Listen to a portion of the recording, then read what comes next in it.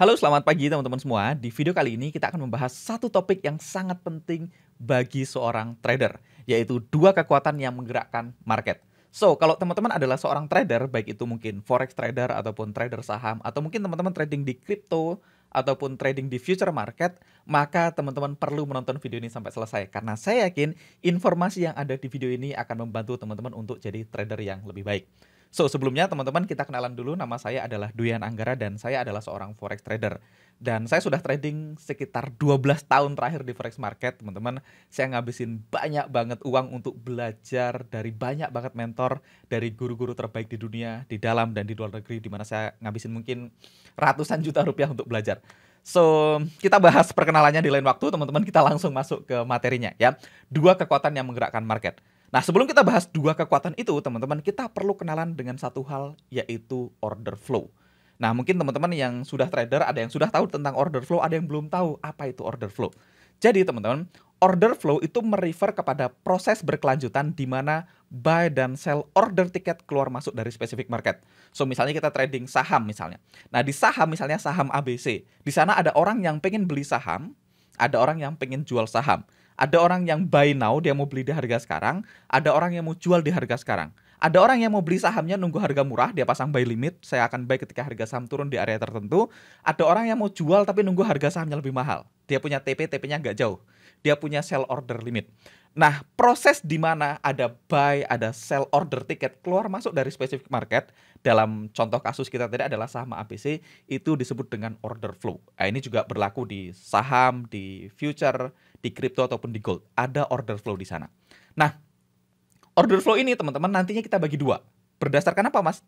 Berdasarkan apakah order flow ini menemukan counterparty-nya. Counterparty itu apa? Counterparty itu lawannya. Karena teman-teman, sebuah transaksi hanya bisa terjadi ketika buyer dan seller ketemu di harga yang mereka sepakati. Jadi, kalau misalnya saya mau beli saham ABC, misalnya saya mau harganya murah, belum tentu ketika saya pasang harganya sudah murah, belum tentu ada orang yang mau jual di harga yang saya inginkan, kan gitu ya. Begitu juga dengan ada orang yang mau jual saham ABC, dia punya banyak saham ABC tapi dia jual, dia nunggu harganya naik ke titik tertentu. Maka ketika dia pasang sell, belum tentu di saat dia pasang ada orang yang langsung mau beli di harga yang dia inginkan, atau market mungkin belum sampai ke sana. Maka order flow tadi dibagi dua, berdasarkan apakah dia menemukan lawannya atau tidak. Lawannya adalah kalau kita buyer ketemu seller, kalau kita seller ketemu buyer. Oke? Nah, order yang tereksekusi atau ketemu counterparty-nya itu nanti kita sebut dengan fill order, sedangkan order yang belum ketemu counterparty-nya atau belum tereksekusi itu nantinya mungkin akan di-cancel ya. Bisa jadi misalnya gini, saya mau beli saham ABC di harga yang lebih rendah. Nah, karena harga yang saya mau cukup rendah, harga belum balik-balik ke sana. Nah, bisa jadi nanti saya cancel, saya pindahin ke harga yang lebih baik atau saya akan stay nunggu di sana.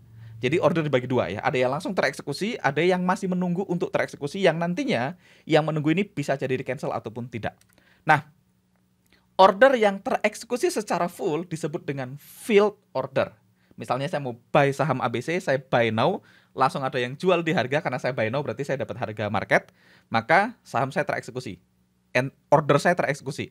Maka disebut dengan filled order. Sedangkan tadi orang-orang yang masih menunggu, yang nantinya bisa jadi akan tereksekusi, bisa jadi akan di-cancel, disebut dengan unfilled order. Intinya, yang tereksekusi, ketemu pasangannya namanya filled order, yang belum tereksekusi, masih menunggu, disebut dengan unfilled order. Oh iya teman-teman, kalau teman-teman pengen lebih memahami tentang konsep ini, saya sarankan teman-teman nonton video saya sebelumnya, judulnya adalah Bagaimana Cara Market Benar-Benar Bekerja. So, teman-teman bisa masuk ke YouTube saya. Di sini saya punya satu video, judulnya Bagaimana Cara kerja market yang sebenarnya ya. Teman-teman bisa nonton di sini supaya teman-teman lebih memahami konsep filled dan unfilled order. Saya jelaskan lebih detail di video tersebut. Oke, lanjut teman-teman. Nah, sekarang kita akan bahas direct versus indirect force. Jadi seperti judul dari video ini teman-teman, dua kekuatan yang menggerakkan market. Ada dua, ada yang namanya direct force, ada namanya indirect force. Ada yang menggerakkan market secara langsung, dia yang bertanggung jawab secara langsung atas pergerakan market. Ada yang indirect force, mempengaruhi sih tapi secara tidak langsung. Dia mempengaruhi secara tidak langsung. Kita bahas teman-teman. Jadi kita perlu ingat teman-teman, ada beberapa kekuatan yang mungkin bisa menggerakkan market. Misalnya news bisa aja berdampak sama market. Ada report, ada fundamental, ada teknikal. Ini adalah kekuatan-kekuatan yang mungkin atau punya potensi untuk menggerakkan market. Nah, satu hal yang perlu kita ingat teman-teman adalah market hanya bergerak ketika trading session open. Market hanya bergerak jika marketnya buka. Kalau dalam kasus forex trading teman-teman, Sabtu Minggu itu harga nggak bergerak. Harga geraknya Senin sampai Jumat. Nah, kenapa harga hanya gerak Senin sampai Jumat? Karena Senin sampai Jumat buka, Sabtu Minggu tutup. Karena ketika market tutup, orang nggak bisa pasang order. Artinya teman-teman, order hanya bisa dieksekusi di jam market buka. Oke, lanjut. Pergerakan market tidak terjadi ketika market tutup karena nggak ada order yang ke-fill. Jadi kita bisa lihat, oke, kalau Senin sampai Jumat harganya gerak. Kenapa? Karena ada order yang ke-fill. Kenapa Sabtu Minggu marketnya nggak gerak? Karena Sabtu Minggu nggak ada order yang ke-fill. Kita nggak bisa pasang order. Kalau teman-teman trading forex, teman-teman pasang buy di hari Sabtu Minggu, akan muncul tuh di MT4-nya. Zeng gitu ya. Market is close. Ya. Market tutup nggak bisa pasang order. Nggak bisa close posisi, nggak bisa entry posisi. Oke? Nah, saya kasih contoh teman-teman. Misalnya gini, terjadi tsunami di Jepang ya. Tsunami, kenapa saya pilih tsunami? Karena tsunami itu adalah berita yang nyata dan ini adalah berita yang besar dan nggak perlu interpretasi ya. Kalau misalnya berita-berita lain mungkin ada yang bilang ini berita baik, ini berita buruk. Tapi kalau tsunami, kita semua sepakat tsunami adalah berita buruk dan ini gede dan ini bisa berdampak sama market. Nah, ketika terjadi tsunami di Jepang mungkin tahun 2006 mungkin ya. Oke, pertanyaannya, apakah tsunami ini bisa menggerakkan market? Jawabannya yes, tsunami punya potensi menggerakkan market. Sekarang kalau pertanyaan ditambah, kalau tsunami-nya terjadi hari Sabtu, JPY bergerak nggak? Jawabannya nggak ya. Saham-saham di Jepang bergerak nggak kalau tsunami-nya terjadi hari Sabtu? Jawabannya juga tidak. Kenapa? Karena hari Sabtu dan Minggu marketnya tutup. Jadi walaupun terjadi tsunami, walaupun terjadi berita yang sangat besar, walaupun terjadi news yang sangat besar yang punya potensi menggerakkan market, faktanya marketnya nggak gerak. Kenapa? Karena marketnya tutup. Sama kayak tadi teman-teman. Misalnya teman-teman hari Sabtu nih, teman-teman nonton berita ada tsunami di Jepang gitu ya. Teman-teman punya posisi di yen. Teman-teman mau close posisinya. Bisa nggak? Nggak bisa. Pasti waktu teman-teman mau close, dia bilang market tutup, market close. Teman-teman mau buka posisi baru, mau buy atau mau sell JPY, nggak bisa juga hari Sabtu Minggu. Kenapa? Karena marketnya tutup. Nah, pertanyaan penting. Kapan market bergerak? Geraknya hari Senin. Market baru bergerak hari Senin pas marketnya buka. Kenapa hari Senin baru gerak? Karena hari Senin baru bisa pasang order. Oke. Artinya teman-teman, yang gerakin harga itu adalah order. Order adalah direct force. Oke. Kalau kita mau ngotot, mas yang gerakin harga itu tsunami. Nah, kalau kita ngotot yang gerakin harga adalah tsunami, berarti harusnya hari Sabtu detik terjadi tsunami, marketnya udah gerak. Faktanya tidak. Faktanya market nggak bisa gerak karena tutup. Baru geraknya hari Senin, kan gitu. Nah, kita bisa ngotot, mas, tapi kan hari Senin itu orang pasang order karena merespon tsunami di hari Sabtu. Betul. Tapi tsunami-nya nggak langsung gerakin market. Baru menggerakkan market ketika direspon oleh institusi dalam bentuk order. Sehingga kita bisa bilang order atau flow of order adalah direct force. Kekuatan langsung yang menggerakkan market. Sedangkan alasan kenapa order ini dipasang, kita sebut sebagai indirect force. Jadi dalam kasus tsunami Jepang, yang berakkan market adalah order. Jadi market itu turun atau naik ketika order dipasang. Misalnya terjadi tsunami di Jepang, terus banyak orang pasang order sell, institusi pasang order sell, maka marketnya turun. Yang menyebabkan market turun itu adalah order sell yang ke-fill, bukan tsunami-nya. Oke, yang gerakin harga adalah order sell yang ke-fill, bukan tsunami-nya. Karena kalau tsunami-nya yang gerakin, Sabtu Minggu harusnya udah turun. Faktanya turunnya Senin, Senin nge-gap mungkin, atau apapun yang terjadi di hari Senin. Nah, artinya order adalah direct force, sedangkan tsunami adalah indirect force. Tsunami adalah alasan kenapa ordernya dipasang. Jadi yang gerakin adalah order, tsunami adalah yang memotivasi kenapa order itu dipasang. Jadi order adalah direct, tsunami adalah indirect force. Oke? Jadi ini adalah direct versus indirect force. Lanjut teman-teman. Artinya kesimpulan yang paling masuk akal dari contoh kasus tsunami tadi dan kasus-kasus yang lain tentu aja teman-teman. Kesimpulan yang paling masuk akal adalah flow of order yang masuk ke market adalah direct force yang bertanggung jawab atas pergerakan market. Oke. Sedangkan alasan lain yang mungkin bisa mempengaruhi pergerakan market seperti news, report, fundamental, technical kita lihat sebagai indirect force. Contoh lain misalnya, ada satu negara misalnya, negaranya terjadi pilpres misalnya, pilpresnya Sabtu Minggu misalnya, maka Sabtu Minggu marketnya nggak gerak, begitu hari Senin baru gerak marketnya, merespon Pilpres. Jadi Pilpresnya atau newsnya adalah indirect force, tapi pada akhirnya yang gerakin adalah order yang masuk ke market. Oke, kita lanjut teman-teman. Nah, kesimpulan kedua yang kita bisa ambil adalah market hanya bergerak jika dan hanya jika ada significant amount, ada jumlah yang besar, UFO berubah status menjadi FO. UFO adalah orang yang pasang order, ketika ordernya ke field berubah menjadi FO, maka market bergerak. Oke? Jadi ini adalah 3 kesimpulan ya. Yang pertama, yang gerakin harga adalah order. Alasan lain yang mungkin mempengaruhi harga selain order adalah indirect force, dan market hanya bergerak jika dan hanya jika ada jumlah UFO dalam jumlah besar berubah status ke field menjadi FO. Oke. Nah, teman-teman, sekarang kita bahas indirect force dulu. Kekuatan yang punya potensi menggerakkan market tetapi secara tidak langsung. Nah, ini adalah karakteristik dari indirect force. Jadi news, report, fundamental, technical factor, dan lain-lain adalah subjek dari interpretasi. Nah, ini kata kuncinya. Subjek dari interpretasi di mana para pemain besar akan merespon dengan cara menambahkan atau meng-cancel order dari market. Saya kasih contoh, misalnya terjadi Pilpres di Amerika misalnya, ada Presiden A dan Presiden B. Presiden A terpilih, Presiden B tidak terpilih. Nah, Presiden A terpilih ini berita bagus atau berita buruk? Subjektivitas tergantung siapa yang mengartikan, kan gitu ya teman-teman. Kan kita nggak bisa bilang, oke, Presiden A terpilih artinya berita baik. Baik buat siapa? Buruk buat siapa? Kan belum tentu. Jadi berita itu baik atau buruk tergantung interpretasi dari siapa yang mengartikan berita tadi. Dan dalam kasus trading, teman-teman, interpretasi yang paling penting adalah interpretasi dari para pemain besar, para big market player. Ketika misalnya Presiden A terpilih, big market player akan merespon. Dia akan menginterpretasi berita tadi dengan cara apa? Dengan cara 2. Either dia nambah posisi, buy lebih banyak, atau cancel. Apa dia nge-sell lebih banyak atau cancel. Jadi responnya 2. Nambah order atau cancel order dari market.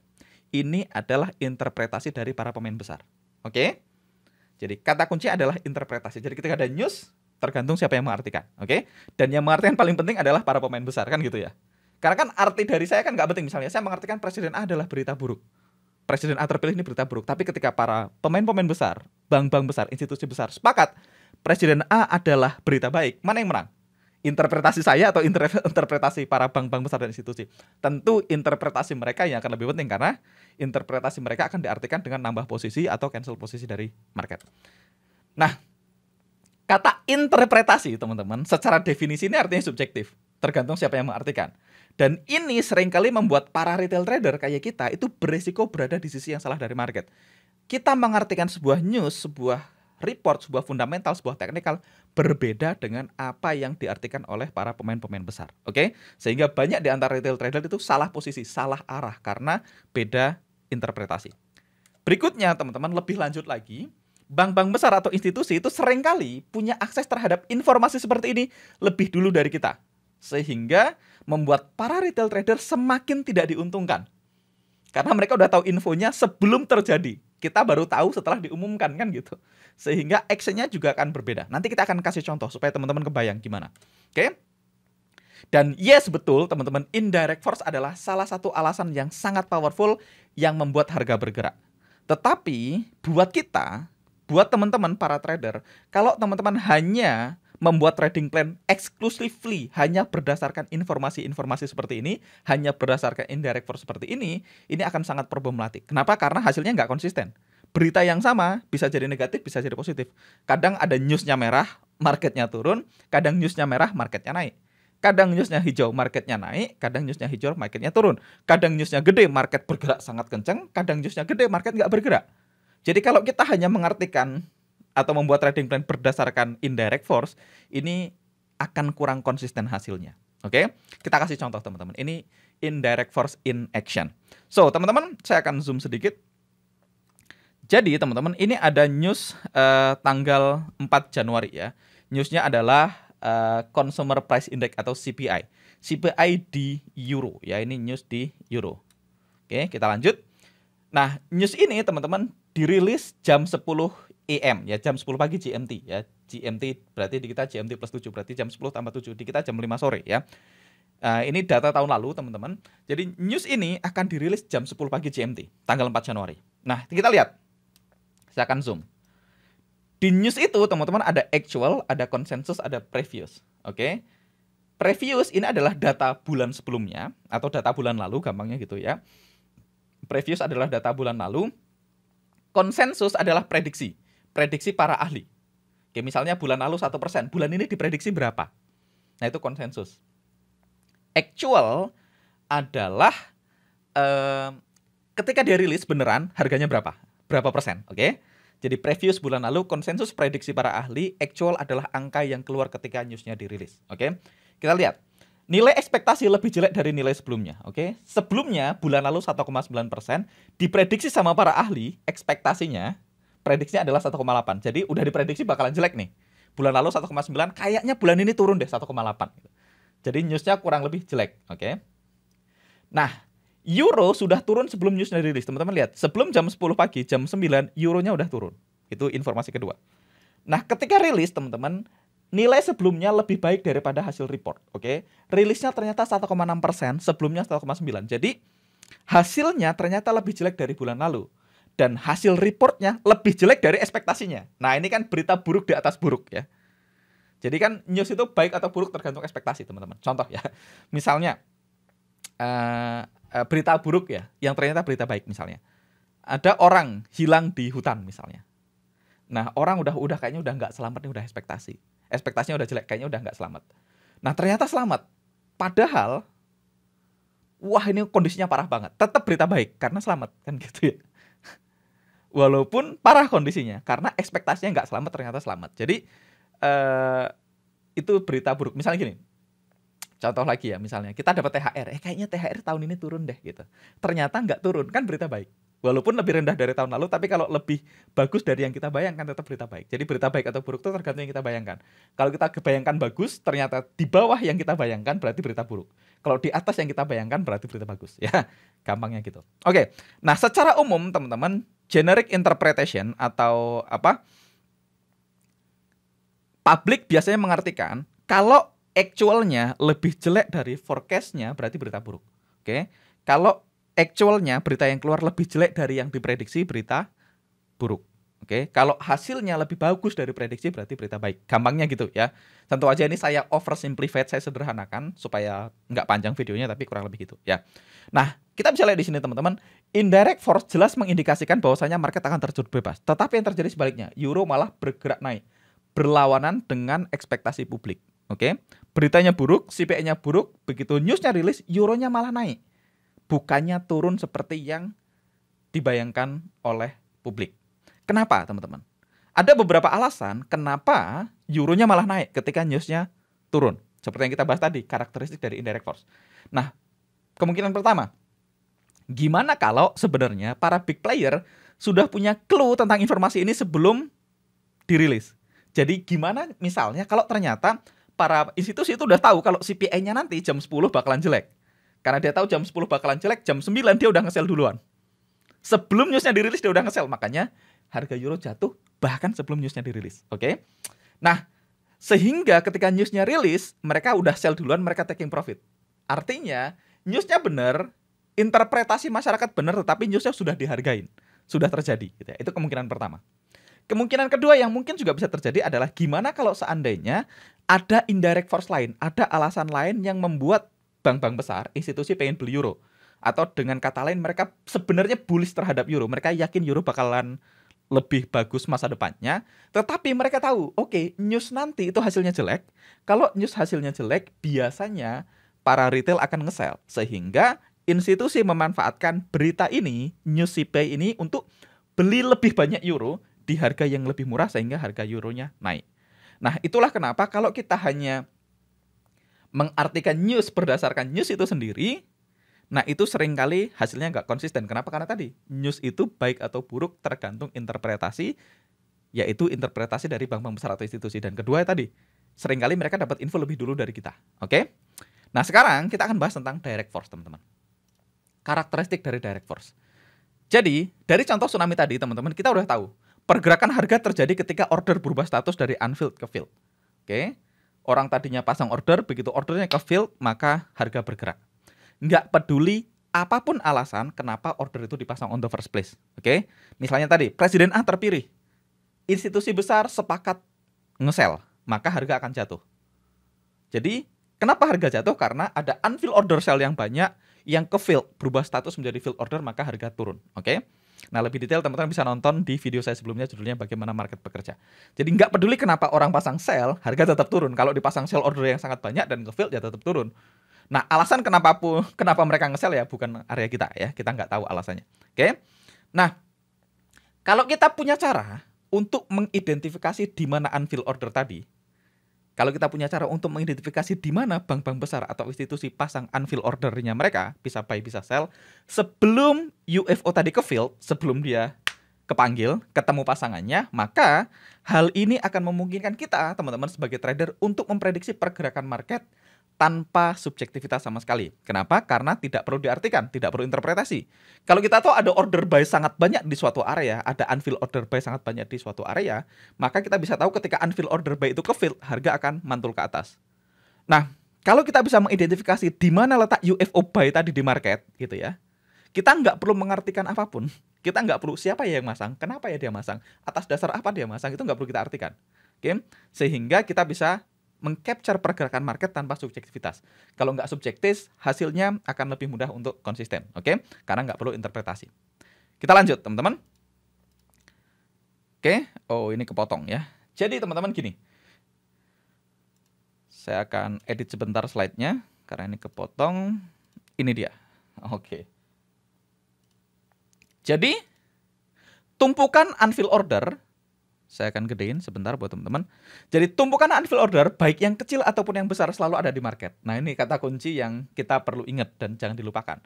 Jadi jangan mentang-mentang ada UFO disikat. Yes, UFO itu selalu ada di market, tapi ada yang kecil, ada yang gede tumpukannya.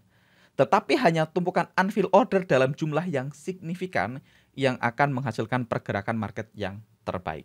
Oke? Sekali lagi teman-teman, video ini hand in hand dengan video saya sebelumnya tentang bagaimana market bekerja. Nah, kita kasih contoh sekarang, direct force in action. Bagaimana kerja direct force? Ya, sama ini news yang tadi teman-teman, news yang sama, tanggal 4 Januari ya, CPI gitu ya. Kita udah bahas hasilnya. Nah, kita lihat jam 9 euro sudah turun sebelum newsnya dirilis ya. Dirilisnya jam 10. Nah, bedanya sekarang teman-teman, kita lihat di sini kita pakai tools ya, namanya Auto UFO ya. Teman-teman juga bisa lihat bagaimana kita mengidentifikasi area UFO di video saya sebelumnya. Kalau nggak pakai tools, saya pakai tools saja di video ini biar lebih singkat supaya saya nggak double menjelaskan ya. Nah, di sini teman-teman, tools ini namanya Auto UFO, ini mengidentifikasi kalau di sini ada area UFO, ada drop base rally, ada area UFO dari institusi, ada order buy dari institusi. Siapa yang punya, kita nggak tahu. Kenapa dia pasang buy di situ, kita nggak tahu. Kita nggak perlu interpretasi. Kita hanya tahu di sana ada tumpukan order buy dari institusi, ada unfilled order. Oke? Nah, jadi ketika kita lihat di sini ada unfilled order buy dari institusi, teman-teman, kita lihat setelah newsnya rilis, teman-teman, harga akan turun. Kenapa harga turun? Karena di harga sekarang tidak ada pembeli. Nonton video saya sebelumnya tentang bagaimana market bekerja. Kenapa harga turun? Karena tidak ada pembeli di harga sekarang. Oke, karena tidak ada pembeli di harga sekarang, apa yang terjadi? Harga akan turun. Karena nggak ada pembeli, zero buyer. Dan harga akan turun kemana? Ke area di mana terdapat banyak order buy yang menunggu di harga yang lebih rendah. Biasanya semakin rendah harganya, semakin banyak orang mau beli. Oke, dalam kasus ini kita udah lihat ada UFO buy di sini. Nah, di sini nggak ada yang mau beli, maka harga turun. Nah, ketika harga turun dan ketemu sama tumpukan unfilled order buy, maka kita lihat apa yang terjadi, harga naik. Kenapa harga naik? Harga euro naik karena ada banyak UFO buy yang ke-fill. Ingat, harga bergerak jika dan hanya jika terdapat jumlah signifikan UFO berubah status menjadi FO. UFO yang di sini tadinya menunggu, karena nggak ada buy di harga sekarang, harga turun, kena UFO, tadinya UFO ke-fill jadi FO, maka harga bergerak naik. Nah, tidak peduli apapun alasan kenapa UFO itu ditaruh. Ya, siapa yang naruh, kenapa dia naruh, nggak relevan ya. Ketika kena UFO banyak berubah status menjadi FO, harga naik. Nah, sekarang teman-teman, kita bahas sedikit tentang who is who ya, siapa ya. Jadi gini, kalau kita kelompokkan teman-teman, semua makhluk di alam semesta ini akan ada dua kategori, yaitu kategori predator dan kategori mangsa ya.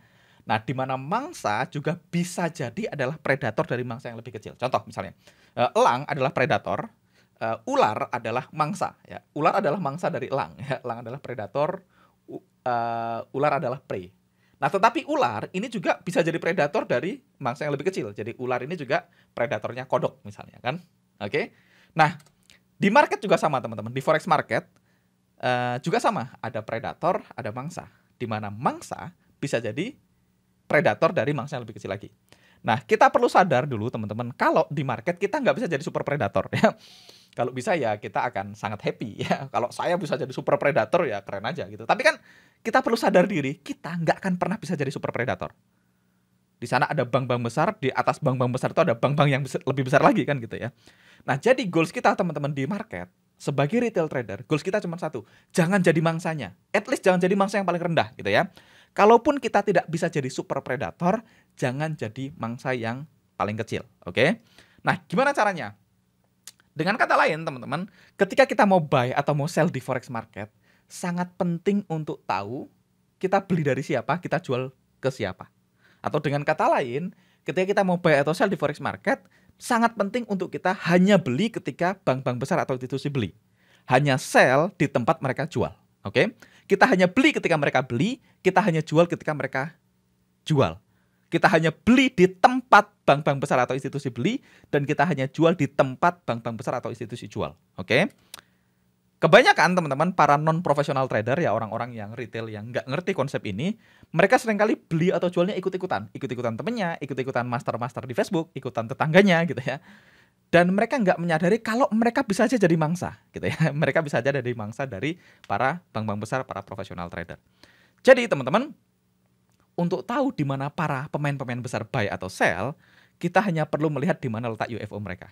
Kalau saya beli di UFO buy, berarti saya beli di tempat di mana bank-bank besar atau institusi beli, sehingga kemungkinan saya jadi mangsa lebih kecil. Oke? Dan penting banget buat teman-teman hanya trading di area UFO. Oke? Kalau kita hanya trading di area UFO, itu meningkatkan kemungkinan kita untuk tidak jadi mangsa, ya. Kemungkinan untuk tidak jadi mangsa. Kenapa? Karena kita nggak bisa jadi super predator. Oke?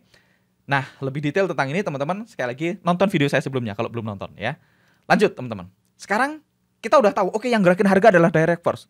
Apakah artinya saya cuekin indirect force sepenuhnya? Jawabannya enggak juga teman-teman. Enggak boleh begitu. Kenapa? Karena teman-teman, yes, kita tahu bahwasannya yang gerakin adalah order. Tetapi teman-teman, meskipun kita tahu faktanya UFO adalah yang menggerakkan harga secara langsung, tapi kita juga penting untuk aware dengan kondisi market saat ini. Kondisi saat ini, kita perlu aware, kita perlu sadar. Kenapa? Karena perubahan dalam kondisi market bisa menyebabkan UFO ditambah atau di-cancel dari market. Seperti yang kita bahas tadi. Ketika ada news, ketika ada report, ketika ada fundamental, ketika ada technical, ketika ada terjadi sesuatu yang gede, seringkali akan direspon sama institusi dengan cara apa? Dengan cara nambah UFO atau cancel UFO dari market. Nah, ketika kita buy di area UFO, ternyata ada sesuatu yang terjadi dan institusi meng-cancel UFO-nya dari market, maka kita kena stop loss. Oke, karena kita pikir kita beli di UFO tapi ternyata di-cancel sama institusi. Which is kita nggak tahu kapan mereka cancel. Mereka nggak nelpon saya kalau mereka mau cancel order, oke? Jadi teman-teman, kita perlu aware dengan kondisi market, oke? Nah, terutama karena sekarang market ditradingkan secara elektronik, di mana ada jutaan komputer di seluruh dunia, mereka bekerja secara real time mengidentifikasi kondisi market saat ini. Real time market condition. Dan para komputer ini akan memasang order, meng-cancel order secara otomatis berdasarkan kondisi market saat ini. Makanya teman-teman, kita perlu memperhitungkan indirect force walaupun kita tahu yang menggerakkan adalah direct force. Maka yang perlu kita lakukan adalah combining force. Kita menggabungkan dua kekuatan ini. Oke, kita kasih contoh sekarang. Nah, ini news yang sama teman-teman, 4 Januari ya. News akan dilaporkan. Dan ini news di CPI tadi ya, Euro tadi. Ini news yang sama ya. Kita tahu previousnya 1,9, prediksinya 1,8, actualnya 1,6. Oke. Nah, bedanya karena kita sudah belajar tentang direct dan indirect force gitu ya. Kita pengen menggabungkan dua kekuatan tadi, direct dan indirect force. Jadi kita nggak ngomong, oke, direct force yang terbaik, indirect force jelek, ataupun sebaliknya. Technical yang terbaik, yang lain nggak bagus. Atau fundamental yang terbaik, technical nggak bagus. Nggak, kita pengen menggabungkan dua kekuatan tadi. Nah, artinya apa? Ketika newsnya akan dirilis, jam 10, kita tidak melakukan apapun. Tetapi kita menunggu bukti ada UFO baru masuk ke market. Kenapa? Karena kita udah tahu, ketika berita dirilis, bank-bank besar, institusi akan merespon indirect force tadi dengan cara apa? Nambah order atau cancel order. Maka ketika newsnya rilis, kita wait and see. Ya, kita tunggu apakah ada UFO yang masuk ke market. Di mana UFO ini, dalam kata kunci, dalam tanda kutip, akan mengkonfirmasi interpretasi dari para pemain besar terhadap indirect force. Oke? Jadi kita tunggu apa action dari bank-bank besar atau institusi terhadap news ini. Oke, kita lihat. Begitu newsnya rilis, ini newsnya tadi ya, newsnya rilis di bawah sini. Saya akan zoom sedikit buat teman-teman. Tadi kan newsnya rilis jam 10 di sini. Nah, di sini kita ada UFO buy di bawah. Kita nggak buy di sini, karena kita nggak mau buy. Karena buy ini kan cuma UFO ya. Kita nunggu apa respon institusi. Ketika harga masuk, mantul. Setelah newsnya rilis, teman-teman, kita lihat ada UFO buy baru masuk ke market ya. Ada buy UFO baru masuk ke market. Artinya, kita bisa ngambil kesimpulan, oh, news barusan direspon oleh institusi dengan cara apa? Dengan cara nambah order buy masuk ke market. Sehingga kita bisa melihat karena ada UFO di sana, maka kita pengen ikutan beli kan gitu. Gampang kan? Ketika itu udah tahu, oke, institusi beli di sini di area 1,1414 gitu ya. Kita udah tahu, oke, news di euro tadi membuat para bank-bank besar institusi bullish gitu ya. Mereka buktinya bullish apa? Mereka nambah order buy kok tuh. Ada UFO baru. Nah, maka hal paling smart yang bisa kita lakukan adalah kita tunggu harga koreksi ke area UFO ke 1,1414 dan ikutan beli ya. Dan kita lihat ketika harga sentuh UFO baru, euro bergerak naik. Kenapa dia naik? Karena direct dan indirect force bekerja bersama membuat harga naik.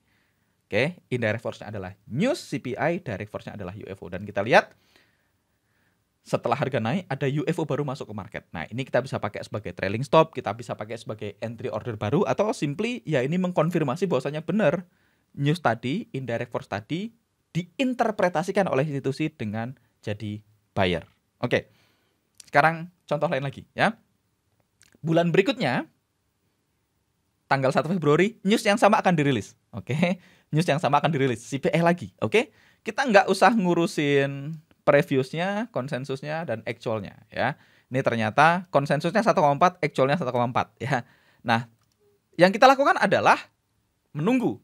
Kita menunggu bukti UFO baru masuk ke market, di mana bukti ini, UFO ini akan mengkonfirmasi apa interpretasi bank-bank besar atau institusi terhadap news ini, terhadap indirect force ini. Oke, kita lihat setelah newsnya dirilis, ada sell UFO baru masuk ke market. Oke, indirect force yang ada membuat para pemain besar menjadi seller terhadap euro. Maka kita akan menunggu harga koreksi ke area UFO ke 1,1455 dan ikutan jual. Ingat, kita mau beli di tempat institusi beli, kita mau jual di tempat institusi jual, supaya tidak jadi mangsa. Oke. Nah, kita lihat teman-teman, begitu harga koreksi ke area UFO, ini area UFO-nya harga koreksi, teman-teman bisa lihat harga turun. Kenapa harga turun? Karena direct dan indirect force bekerja bersama-sama membuat harga turun. Dan setelah harga turun, kita bisa lihat di sini ada sell UFO baru masuk ke market. Ya, kita bisa pakai sebagai trailing stop, tadi kita udah bahas.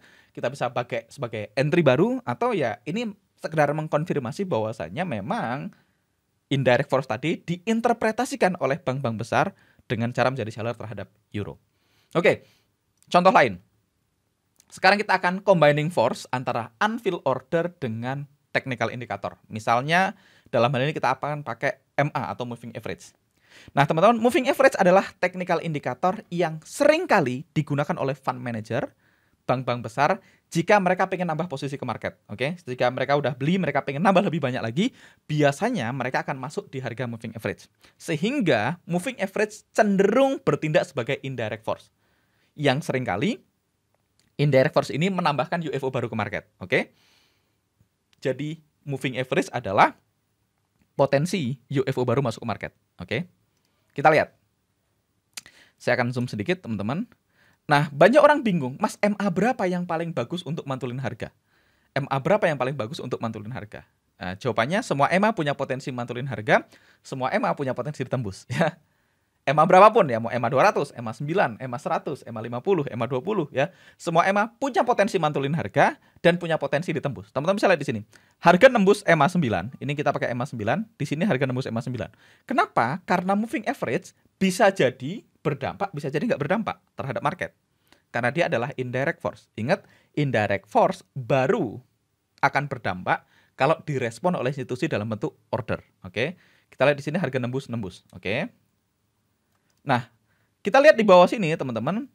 Kita punya MA 9 plus UFO. Kita lihat ada moving average atau MA, di mana di dalamnya ada buy UFO. Jadi, UFO adalah order buy yang sudah ada di market. Oke, buy unfilled order atau UFO adalah sisa order buy yang sudah ada di market. Teman-teman nonton video saya sebelumnya ya. Sudah ada di market. Nah, sedangkan MA9 atau MA secara umum adalah indirect force, potensi UFO baru masuk ke market. Dan kita lihat ketika harga sentuh MA, kena MA, GBP mantul. Ini GBP USD ya. Kenapa GBP mantul? Kenapa dia mantul di harga MA? Kenapa ada MA yang ditembus? Kenapa ada MA yang mantul? Jawabannya yang mantulin bukan MA. Ingat, kita udah bahas. Yang mantulin adalah order. Tapi MA seringkali dipakai oleh institusi untuk pasang order. Maka cara paling bijak adalah menggabungkan MA dengan UFO. Dan ketika harga sentuh MA dan ada UFO di dalamnya, maka direct dan indirect force bekerja bersama-sama dan harga mantul. Oke? Contoh lain, misalnya kita pakai technical indikator yang lain. Misalnya kita pakai Fibonacci retracement ya. Fibonacci retracement itu apa, Mas? Jadi Fib retracement adalah mathematical ratio. Rasio matematika yang sering digunakan oleh para trader untuk mengidentifikasi area kunci di mana mereka akan masuk baik buy ataupun sell. Jadi banyak bank-bank besar, banyak trader-trader, banyak fund manager ketika mereka mau masuk, mereka masuk di harga-harga Fibonacci. Mereka masuk di angka-angka Fibonacci. Ketika mereka mau buy atau sell, mereka buy atau sell-nya di angka Fibonacci. Sehingga kita bisa gunakan Fibonacci sebagai indirect force. Karena seringkali ada potensi UFO baru masuk ke market di harga Fibonacci. Oke, sama kayak MA tadi. Nah, kita nggak perlu bingung juga, Mas, Fibo berapa yang paling akurat kan gitu ya? Apakah 0,618, apakah 0,5, apakah 32,8, apakah 23,6 dan seterusnya. Nah, daripada kita menginterpretasikan mana Fibo yang mungkin paling akurat, kita bisa combining force, menggabungkan dua kekuatan tadi. Ingat, Fibo seringkali dipakai institusi untuk masuk posisi. Dengan kata lain, Fibo itu adalah potensi UFO baru yang akan diinjek ke market. Sedangkan UFO adalah order yang sudah ada di market. Nah, saya akan zoom sedikit buat teman-teman. Teman-teman bisa lihat di sini. Di sini ada UFO sell yang persis di Fibo 50%. Dan ada UFO buy yang ada di Fibo 23,6. Oke. Ada dua Fibo yang ada UFO di dalamnya. Oke, Fibonya ada banyak ya, ada 61,8 tidak di dalam UFO. Terus ada 50% itu ada UFO di dalamnya, UFO sell, dan 23,6 ada UFO buy. Oke. Ada Fibo yang di dalamnya ada area UFO, ada Fibo kayak ini 38,2 maksud saya. 38,2 ini adalah Fibo yang tidak ada UFO-nya. Ini Fibo doang, ini Fibo plus UFO. Oke. Kita lihat. Teman-teman bisa lihat di sini, 38,2 ditembus gitu aja, seolah tidak ada apa-apa. Oke. Teman-teman perhatikan gimana harga menembus Fibo 38,2. Kenapa harga menembus tanpa ada masalah? Karena di sana hanya aja indirect force. Ingat, indirect force mungkin berdampak, mungkin nggak berdampak. Di sana hanya ada indirect force tanpa direct force, hanya ada Fibo tanpa UFO. Oke. Sedangkan di sisi lain, teman-teman kita bisa lihat di sini ada dua Fibo di bawah tadi. Ini Fibo yang ini ya, 23,6. Teman-teman lihat harga turun dan mantul ke atas. Dan di atas, di Fibo 50%, teman-teman bisa lihat harga kena dan mantul ke bawah. Nah, ketika kita mengkombinasikan direct dan indirect force, Fibonacci dan UFO, maka teman-teman bisa tadi sell di Fibo 50%, karena di Fibo 50% ada UFO sell, buy di 23,6, teman-teman bisa lihat, oke, buy di bawah, sell di atas, maka teman-teman bisa menebak market dengan lebih baik. Kenapa? Karena teman-teman mengkombinasikan direct dan indirect force. So, teman-teman, kalau teman-teman nonton video saya sebelumnya tentang bagaimana market benar-benar bekerja, maka nggak ada limit gimana cara teman-teman menggunakan UFO ini atau menggunakan direct indirect force ini. Dan menurut saya, teman-teman, apa ya, nggak peduli apapun style trading teman-teman semua, apapun teknik trading teman-teman semua, apapun indikator yang teman-teman pakai, kalau teman-teman mengincorporate UFO ke dalam style trading teman-teman semua, saya yakin ini bisa bantu teman-teman untuk trading jadi jauh lebih baik lagi, gitu ya. Kita akan kasih contoh, teman-teman. Saya kemarin posting sesuatu, teman-teman tahu saya punya grup Facebook namanya Trade with Unfilled Order bersama Duyan Anggara, di mana saya trading menggunakan UFO, ya. Ada banyak style, sekali lagi, ada banyak cara untuk making money di forex ya. Tidak hanya satu cara ya, ada banyak cara untuk making money di forex. Nah, cara yang saya suka adalah saya menggabungkan antara direct dan indirect force ya.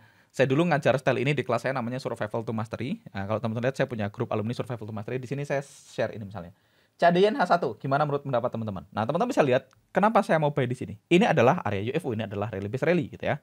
Nah, selain rally base rally, teman-teman lihat di sini ada EMA 200 ya. Satu ini adalah uptrend, di dalamnya ada EMA 200. Jadi UFO direct force, trend indirect force, EMA 200 indirect force. Dan kalau kita lihat kondisi sekarang, teman-teman, saya akan buka trading view-nya. Oke, ini teman-teman bisa lihat harga naik, teman-teman lihat ketika harga kena UFO dia mantul. Kenapa? Karena di sini direct dan indirect force bekerja bersama. Ada UFO plus EMA 200 harga mantul. Dan teman-teman lihat ketika harga koreksi lagi dia kena di UFO lagi, turun lagi kena di UFO lagi. Dia mantul berkali-kali ya, teman-teman. Setup ini saya post di grup tanggal berapa nih? 21 Maret 2024 ya. Hari ini ketika saya rekam video ini, hari ini tanggal 31 Maret ya, 10 hari yang lalu ya. Ini setupnya, ini before-nya, dan ini kondisi sekarang. Harga mantul, mantul, mantul, mantul. Pertanyaannya, bisa loss nggak? Jawabannya bisa-bisa aja gitu ya. Tetapi kalau teman-teman memperhatikan, harga itu cuma mantul dari satu UFO ke UFO lain. Kalau kata Sam Saidan, harga cuma mantul dari supply and demand. Trend segala macam adalah hasil dari harga mantul dari supply and demand. Nah, di video sebelumnya teman-teman kita bahas GBP/AUD ya. Kita bahas GBP/AUD. GBP/AUD kita sell di sini. Nah, ini adalah contoh transaksi di mana kita loss ya, teman-teman. Kita perlu sadar, apapun strategi yang kita pakai, tetap ada hari di mana strategi itu nggak bekerja sama sekali. Ada hari di mana kita loss, oke? Nah, teman-teman lihat di sini GBP/AUD drop base drop gitu ya. Ada area UFO searah dengan tren. Dan ketika harga turun, teman-teman, kita lihat di sini nggak ada EMA di dalamnya. Kita bisa lihat ada indirect force lain. Tetapi teman-teman lihat, ketika harga kena UFO sell, dia mantul nggak? Jawabannya mantul-mantul aja. Tetapi seperti yang saya bahas, harga mantul dari satu UFO ke UFO lain, gitu ya. Ada mantulnya sampai di mana? Problemnya adalah ketika harga masuk ke area UFO kita, dia masuk dengan UFO baru. Di sini drop base drop, harga masuk dengan rally base rally. Ketika harga masuk dengan rally base rally, yes harga mantul dari drop base drop. Teman-teman lihat ketika kena UFO harga turun. Tapi dia turun ke dalam UFO buy yang lain. Maka UFO buy dan UFO sell ini bertarung, dimenangkan oleh UFO buy-nya. Makanya harga tembus dan naik. Tetapi ya kalau teman-teman kemarin sell di sini ya loss. Dan saya juga ngalamin loss di sini dan it's okay untuk ngalamin loss, teman-teman. It's okay untuk ngalamin loss. Ada hari di mana setup begini loss, ada hari di mana setup begini nih profit. Ini kemarin saya post di sini nih, di grup Facebook nih. Mana ya? Di sini nih, saya post di sini nih, pesan pentingnya ya. Nah, saya bahas di sini. Catatan pentingnya adalah kita tidak tahu setup mana yang akan hit TP dan setup mana yang akan hit SL. Trading adalah probability. Di mana setup yang sama persis bisa jadi SL, bisa jadi TP ya. Tugas kita adalah memastikan hanya entry jika kita punya probability. Kemungkinan untuk benar yang cukup dan hanya entry jika kondisi market sesuai dengan rule kita. Itu yang bisa kita kontrol. Kita hanya masuk jika kita punya kemungkinan benar yang lebih tinggi daripada kemungkinan salah dan kalau market sesuai dengan rule kita. Yang kedua, sadari sebaik apapun setupnya tetap ada probability loss. Itulah kenapa kita pasang stop loss. Dan ketika kita loss, pastikan kecil. Dan kalau kita benar, pastikan kita punya reward yang lebih besar daripada ketika kita salah. Oke? Jadi misalnya dalam kasus tadi, oke lah saya loss di GBP/AUD, saya loss satu risk. Tetapi ketika saya profit di CAD Yen, saya bisa profit 3 kali risk-nya. Ya, misalnya saya dapat 1/3 misalnya. Oke, saya akan lihat 1/3. Sebentar. 1/3 di sini. Nah, ini oke, kita loss nggak apa-apa, tapi kalau lossnya lebih sedikit, kalau profitnya lebih banyak. Dan kalau teman-teman lihat misalnya, oke bisa aja kalau kita tarik Fibonacci, mungkin bisa jadi area-area ini berada di angka-angka Fibonacci juga. Jadi kita menggabungkan direct dan indirect force. Dan kalau teman-teman lihat di grup ini Trade with Unfill Order, teman-teman, saya udah share banyak setup di sini. Mungkin saya udah share sekitar 50-an setup ke grup ini, teman-teman. Dan dari 50-an setup ini, teman-teman, saya sempat bukukan yang saya share secara publik gitu ya. Kalau kita ambil semuanya di 1/2 misalnya, 1/2 itu artinya kalau lossnya 1, kalau profitnya 2. Kalau loss 1%, kalau profit 2%. Kalau loss 1 juta, profitnya 2 juta. Artinya SL dan TP-nya itu 2 kali lipat lebih lebar TP-nya daripada SL-nya. Nah, misalnya gini, kalau kita ambil semuanya di 1/2, dari semua setup yang saya share, tetap ada yang SL, ada yang profit. Di 1/2, in fact, teman-teman, dari 48 setup yang saya share, ada satu yang belum ke-fill, ada 47 yang udah ke-fill. Dari 47 setup yang saya share, teman-teman, ada 31 yang TP, ada 31 yang TP, dan dari 31 yang TP ada 16 yang SL. Artinya tidak 100% benar. Ada yang TP, ada yang SL. Tinggal kita memastikan kalau TP dapatnya lebih banyak, kalau SL lebih sedikit, kan gitu ya. Dan kalau teman-teman lihat win rate-nya adalah 65,96%. Lumayan ya, saya lebih mungkin benar dibandingkan salah. Kemungkinan benernya lebih tinggi dibandingkan kemungkinan salahnya. Dan kalau salah, loss-nya lebih dikit. Kalau benar, benernya lebih gede. Sesimpel itu, teman-teman. Oke? Dan kalau teman-teman lihat secara pips gitu ya, di 1/2, rata-rata TP saya adalah 68,45 pips, rata-rata SL adalah 31,57 pips ya. Rata-rata TP-nya 68,45, rata-rata SL-nya 31,97 pips. Artinya profitnya lebih banyak, loss-nya lebih sedikit. Dan kalau teman-teman, satu, hanya entry jika punya kemungkinan benar lebih tinggi daripada kemungkinan salah. Dua, kalau salah, usahakan salahnya sedikit. Tiga, kalau benar, benarnya lebih banyak daripada salahnya. On the long run, teman-teman akan bisa making money secara konsisten. Nah, kalau teman-teman tertarik untuk belajar lebih detail tentang unfill order, tentang combining force, tentang bagaimana menggabungkan direct dan indirect force, dan teman-teman pengen tahu apa style favorit saya, Mas Angga favoritnya pakai apa sih? Indirect force-nya apa sih? Apa sih yang diperhatikan? Kapan area UFO di cancel? Kapan bisa stay forever gitu ya teman-teman? Kalau teman-teman tertarik untuk belajar step by step gimana cara favorit saya untuk menggunakan UFO, menggunakan direct force dan indirect force apa yang saya pakai, teman-teman, tanggal 3 Juni besok gitu ya, tanggal 3 Juni besok, beberapa hari lagi, saya akan ada kelas Forex namanya Forex with Dwian Anggara. Dan teman-teman, saya udah hampir 2 tahun nggak pernah ngajar gitu ya. Ini saya ngajar live pertama setelah sekian lama. Jadi kalau teman-teman tertarik untuk ikutan live-nya tanggal 3 Juni besok, di mana saya share cara saya menggunakan UFO ya, bagaimana saya trading dengan unfill order. Ada banyak banget value yang teman-teman bisa dapat. Teman-teman juga bisa dapat akses ke rekaman-rekaman kelas saya sebelumnya di masa lalu ya. Seperti yang saya bilang tadi, teman-teman, saya udah lama banget nggak ngajar live. Jadi ini adalah saya ngajar live pertama di tahun ini, dan nggak tahu di tahun depan saya akan ngajar live lagi atau tidak. Dan kalau teman-teman tertarik untuk belajar dari saya, teman-teman bisa ikutan kelasnya namanya Forex with DA ya, Forex with Dwian Anggara. Jadi Forex with DA ini terbagi dari 2 kelas, teman-teman. Kelas pertama adalah Survival to Mastery. Makanya kalau teman-teman lihat di grup Facebook saya, nama grup Facebooknya adalah Survival to Mastery with Dwian Anggara. Jadi dulu saya punya kelas namanya Survival to Mastery with Dwian Anggara. Udah lama banget saya nggak pernah ngajar lagi Survival to Mastery secara live, teman-teman. Dan Survival to Mastery ini basic penggunaan UFO ya, direct dan indirect force sama. Ini adalah ilmu yang saya pelajari dari Jose Blasco. Beliau adalah foundernya Tradictive. Beliau adalah orang yang bikin core strategi tentang UFO ya. Teman-teman akan dapat semua materi Survival to Mastery dari A sampai Z, di mana ini adalah materi dari Jose dan saya adalah license instructor untuk ngajar Survival to Mastery ya. Teman-teman dapat akses ke Survival to Mastery gitu ya. Alumni Survival to Mastery ada banyak, udah ribuan kayaknya. Dan di grup ini saya juga share setup kayak hari ini, misalnya saya share ini nih. Tadi pagi nih, 20 jam yang lalu, berarti kemarin ya. Saya share nih. Ada yang suka kayak gini Euro Yen. Nah, ini agresif, teman-teman bisa lihat ini tidak dalam tren tetapi ada EMA 200 Euro Yen. Coba kita intip sekarang Euro Yen hari ini. Euro JPY. Oke. Nah, harga ini Euro Yen, ini waktu saya post. Ini saya post di grup ya Survival to Mastery. Drop is drop ya.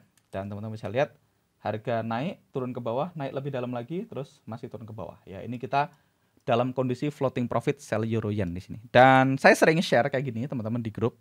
Tentu aja ini tujuannya bukan grup signal ya, tetapi supaya kita bisa lebih memahami setupnya. Kayak gini misalnya share ini GBP USD, ini CAD Yen, ini yang saya SL tadi GBP AUD, yang kita SL sama-sama gitu ya. Ini CAD Yen, ini yang saya sell tanggal 21 Mei, ya ini rally based rally. Jadi teman-teman akan dapat akses ke kelas Survival to Mastery secara gratis sebagai bagian dari Forex WDA. Nah, Forex WDA atau style pribadi saya untuk menggunakan UFO gitu ya, untuk combining force ini saya dapat dari banyak mentor, teman-teman. Saya belajar dari Sam Sidon, saya belajar dari Stephen Hanahu, saya belajar dari Jeff Manson, saya belajar dari Bashir, saya belajar dari Irfan Patel, dari Todd Davis. Ada banyak guru, dan dari banyak guru itu saya combine beberapa hal, ada yang saya suka, ada yang nggak saya suka, dan saya pilih yang paling cocok buat saya terapkan, namanya DA Trade. Jadi DA Trade itu sebenarnya bukan saya menemukan ya, DA Trade itu adalah gabungan dari banyak mentor, saya pilih mana yang paling saya suka dan paling cocok buat saya terapkan.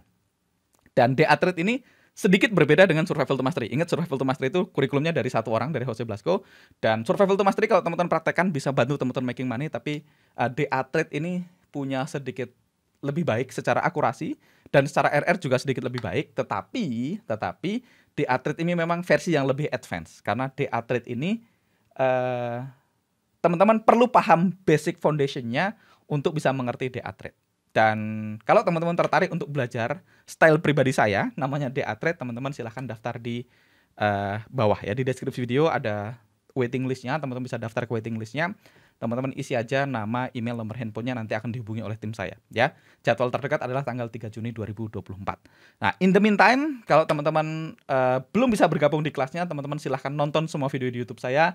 Mudah-mudahan apa yang saya share di YouTube ini bermanfaat buat teman-teman semua, apapun style teman-teman semua, dan nggak peduli apakah teman-teman join kelas saya atau tidak, mudah-mudahan video ini bermanfaat buat teman-teman semua. Oke, saya Dwi Anggara pamit dan sampai jumpa di video-video berikutnya.